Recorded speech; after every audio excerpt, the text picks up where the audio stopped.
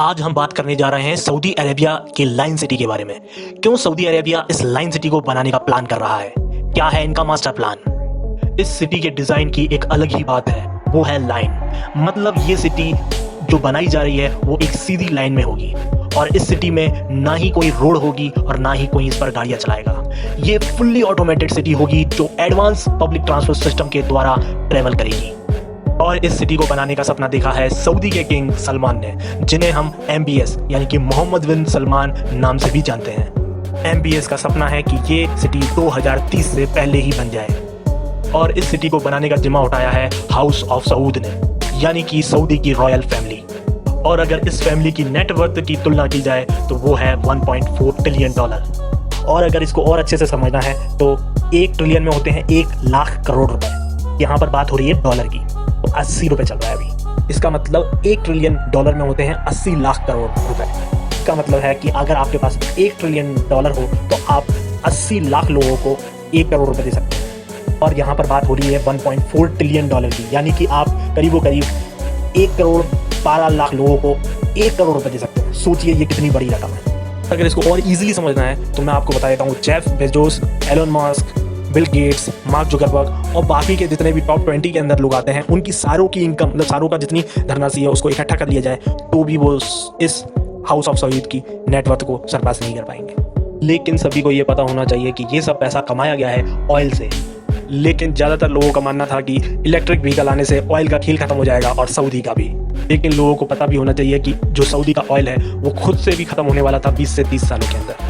और इन सभी आशंकाओं को देखते हुए हाउस ऑफ सऊद ने प्लान किया है कि वो एक टूरिज्म बेस्ड इकोनॉमी को डेवलप करेंगे, पर जिसके तहत वो ऐसी सिटीज़ बनाएंगे जिसमें वो स्टेट ऑफ द आर्ट हों, जिसको देखकर लोग विस्मय हो जाएं, लोगों की आंखें चौंधिया जाएं, लोग हक्के बक्के हो जाएं। और इसी से निकल के आई है ये लाइन सिटी।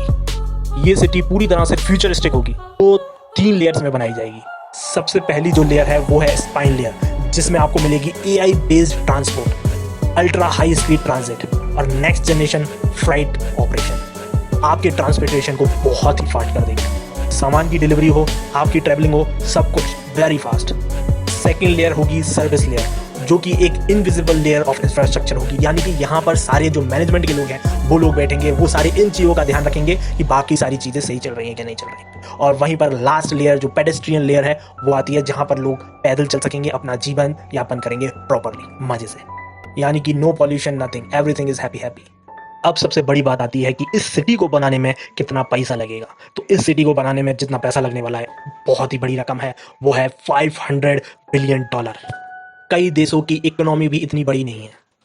हालांकि जब हमने गूगल मैप में इसको देखा तो हमें ज़्यादा कुछ डेवलपमेंट तो नहीं दिखा, लेकिन कुछ थोड़ा डेवलपमेंट हम देख पा रहे हैं। जैसे कि लुलु एक्सप्रेस यहाँ पर है, फिर आगे जाएंगे तो आपको थोड़े से कुछ ऑफिसेस दिख रहे हैं यहाँ पर इस लोकेशन पे। हालांकि इन्होंने अभी न्यूम करके नाम तो दिया है, लेकिन लाइन सिटी ऐसा कुछ भी नहीं दिख रहा है। और फिर हमने थोड़ा सा और ट्राई किया कि डिग करके कि कुछ चीज़ हमें दिख जाए जो अभी डेवलपमेंट वहाँ पर हुआ है। तो यहाँ पर आप देख सकते हैं न्यूम एक्सपीरियंस सेंटर है, लेकिन इसमें भी कुछ ज़्यादा ऐसा डेवलपमेंट ज़्यादा नहीं दिख रहा है, पूरा रेगिस्तान ही दिख रहा है यहाँ पर हमें। और फिर हमने थोड़ी सी और चीज़ें देखने की कोशिश करी, लेकिन ज़्यादातर चीज़ें रेगिस्तान जैसी ही दिखी, कुछ ऐसा नया नहीं दिखा। हाँ, एक चीज़ और अच्छा दिखा, न्यूम शर्मा टैबुक शर्मा जी भी हमारे वहाँ पर पहुँच चुके हैं, यानी कि और ये कुछ कैफे वगैरह कुछ मतलब ऑलरेडी जो पहले से बिल्ड लग रहे हैं वो चीज़ें ही दिखी। विश्व शर्मा रिसोर्ट, ये एक शर्मा जी का एक और रिसोर्ट हमें दिखा, तो शर्मा जी भी हमारे वहाँ पर हैं। यानी कि डेवलपमेंट चल रहा है, लेकिन उतना ज़्यादा तेज़ी से चल रहा है कि नहीं चल रहा है ये पता नहीं चल पा रहा है। तो ये तो तभी पता चलेगा जब ये पूरी तरह से डेवलप हो जाएगी सिटी, क्योंकि 2030 तक बनाना ये थोड़ा सा एक बहुत ही जल्दबाजी लग रही है, या फिर बहुत ही ज़्यादा तेज़ी से ये डेवलपमेंट करेंगे या नहीं करेंगे इसका पता चलेगा हमें तभी जब ये सिटी बन के तैयार हो जाएगी। लेकिन अभी वक्त है,